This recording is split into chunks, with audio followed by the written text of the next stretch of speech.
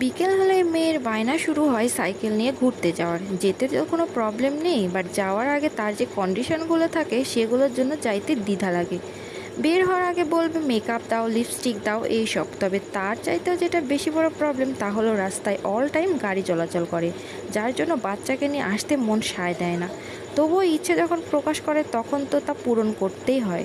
তো যথারীতি তাকে নিয়ে রাস্তায় চলে এসেছি সাইকেল রাইড দিতে। মেয়ে আমার ধীরে ধীরে সাইকেল চালাচ্ছিল, তার কারণ ও এখনও পুরোপুরি সাইকেল চালাতে শিখেনি। আর আমি তার পাশে পাশে হাঁটছিলাম, কারণ একটাই, কোনো প্রকার গাড়ি আসলে যেন আমি তাকে সেভ করতে পারি। এদিকে রাস্তার দুই পাশটা একটু দেখেন, কত সুন্দর আমাদের এই রাস্তাটি। কিন্তু ভীষণ সুন্দর, সেটা আপনি সাইকেল চালানোর জন্য বলেন আর হাঁটার জন্যই বলেন, রাস্তাটির কিন্তু তুলনা হয় না। রাস্তার পাশের বিলটা একটু জাস্ট দেখেন, কি সুন্দর মনোরম পরিবেশ। তবে পুরো বিলটাই আবার কচুরিপানাতে পরিপূর্ণ, যার ফলে পানি যে আসছে সেটা বোঝাই যাচ্ছে না। আর এই রাস্তাতে সকাল বিকেল অনেকেই কিন্তু হাঁটতে যান।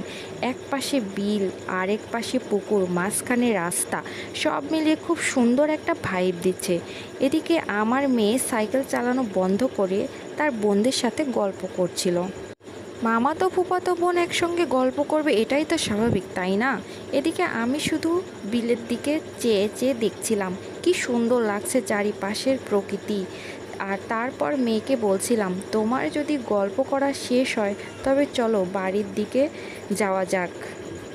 কিন্তু তার কথা, সে আরও কিছুক্ষণ সেখানে থাকতে চায়। তো তাকে বললাম, বাবা অনেকক্ষণ হয়েছে, এবার বাসার দিকে যাইতে হবে। তো আজকের ভিডিওটা এই পর্যন্তই, দেখা হবে নেক্সট কোনো ভিডিওতে। সে পর্যন্ত সবাই ভালো থাকবেন, আল্লাহ হাফেজ।